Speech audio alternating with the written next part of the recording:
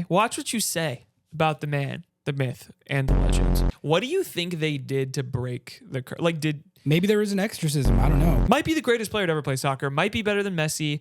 I cannot wait for him to play against Messi in Miami because he's going to score 20 goals and Messi's going to score 0. He's the greatest to ever walk on the pitch. He's the greatest to ever walk on. We got a lot of agendas, content. but we can bust through a couple of these pretty quick. I feel like because they're ones that we've talked about. But I wrote down this Ferreira is already a bust agenda that surfaced earlier this week. That was really cooking hard on Monday, and by Sunday it's not looking as hot. And look, like I'm really not trying to like counter victory lap. Like I'm just pointing out just a little bit. Well, though. We can do it a little bit, maybe a little bit, but I'm just pointing out. All I'm pointing out is that the original victory lap is not looking as hot. Literally one game after this agenda took off. Not a good look for you guys. Like, I don't. Yeah. Anytime you doubt, here's the reality of it though, right? Anytime you're a fan of a team and you doubt a player, just know they're gonna turn up at some point, and like you're gonna look like an idiot. Like I'm not saying that you have to be positive about everything all the time.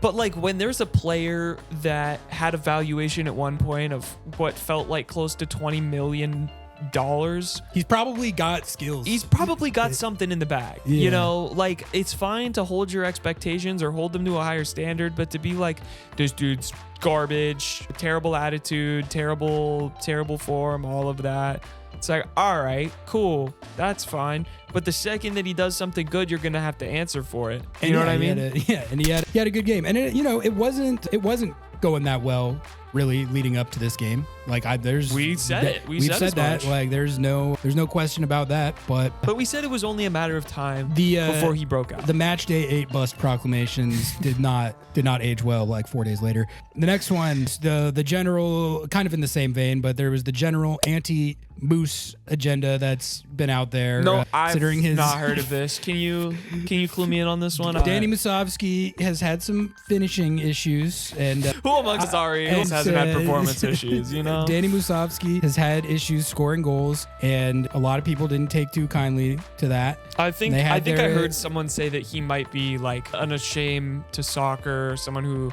might not ever have. You've seen someone you don't ever get mad at watching people play soccer, but this specific player like makes you never want to watch soccer again. These are things I've heard around. Yeah. I don't know who said that. But Moose now has 2 straight MLS games with a goal. Game winner at FC Dallas. A slick little back heel to get the party started against Nashville SC. And by the way, he was the only guy who scored at Cruz Azul. He has a CCC goal this year, so 3 across all comps. So he's actually had a pretty good start to the season, statistically at least, now that we're coming off of this last game where he scored. And he almost had another. He had one that was waved off because it hit off of him. Yeah, and he was off. He had one that got saved, and then he had one where he was doing that slide off the cross, and he was just his timing on the run was just a little bit. And he's been playing like pretty well this season in terms of, we don't need to do the XG debate again, but like the offense has been running pretty well with him on the field at least the last few weeks, and he's been moving well and getting good chances.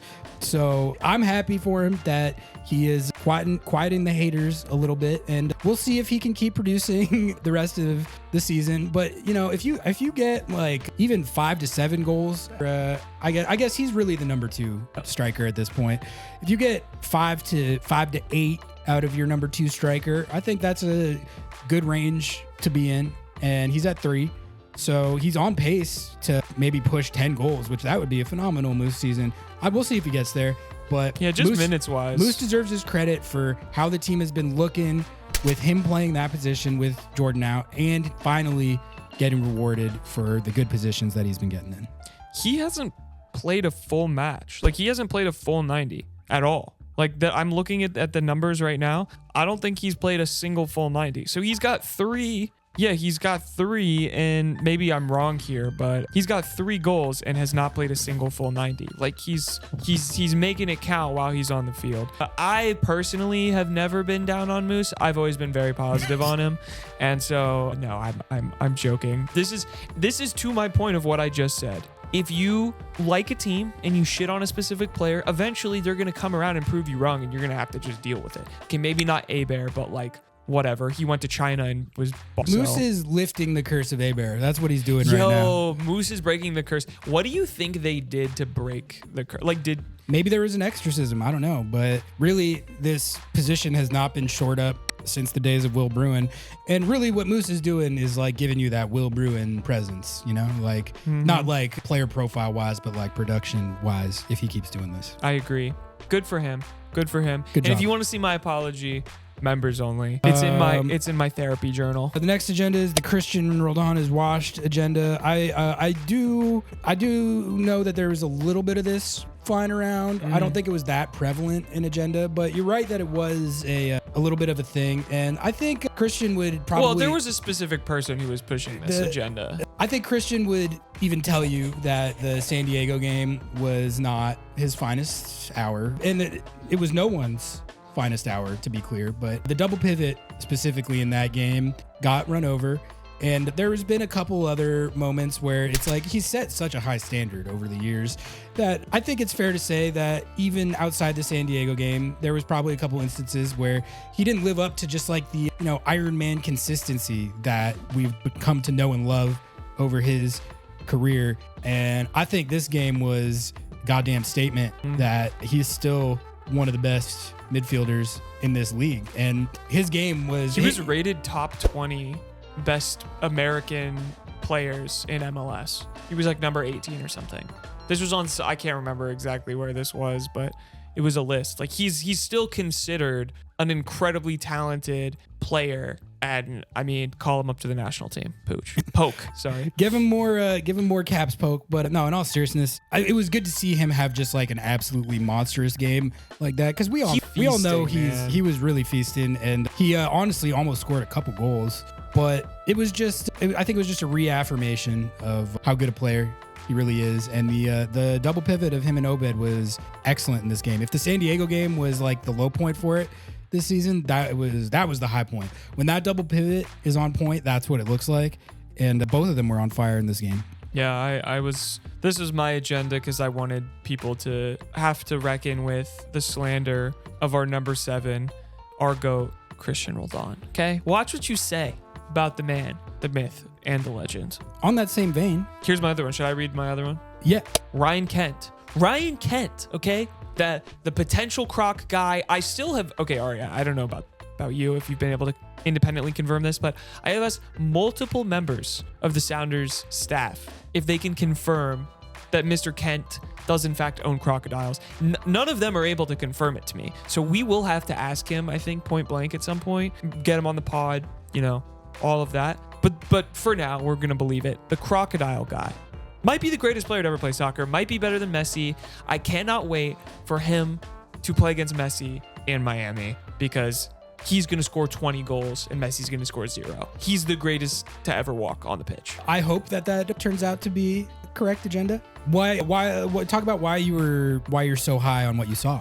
I know you're being a little facetious. I'm being facetious. But you did really. It seems like you were charged up about it, like in a way that maybe I thought he was good and encouraging, but I wasn't that charged. Well, I think that it's the same thing that Pedro brings. It's a step above of just like hard-nosed football, right? I think that people can sometimes rightfully call like Brian Schmetzer ball. We even joke and talk about it. We're like, oh, that's some Schmetzer ball right there.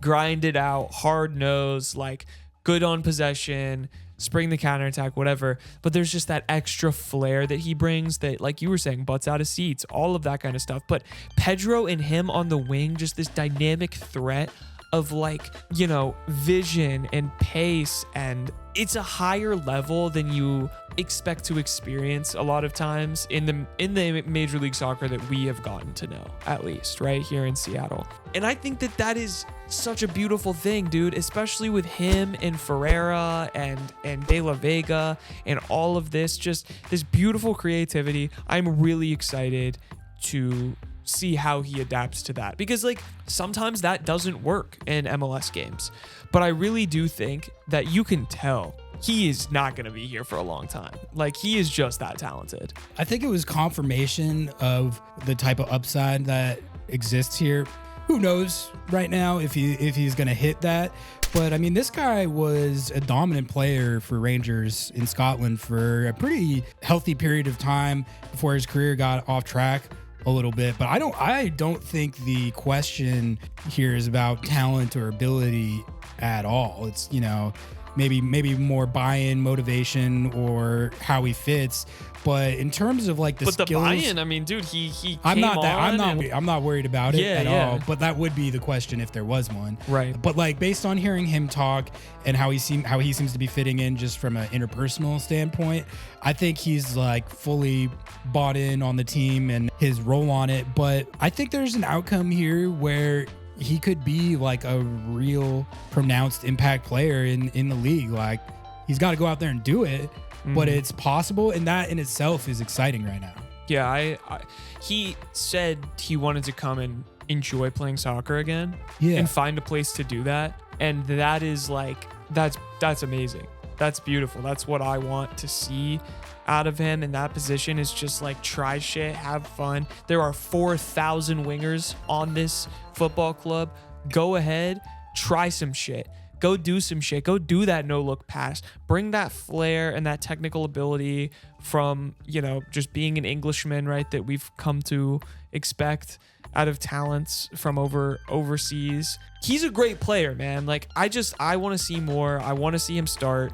I want to see what he can get done. He's got it. He's got the vision. He could have had a goal. He played for like 10 minutes. He could have had a goal. Did Craig Weibel cook with this like acquisition? Craig Weibel's cooking. You just don't know. Remember, people were crashing out about that. No, some fucking. That was like the crux of the whole thing that I got into earlier in the week was that. But like I did think it was funny how the three players that got the goals in this game, Moose, or I guess 2 out of the 3, Rothrock is like internal. Technically.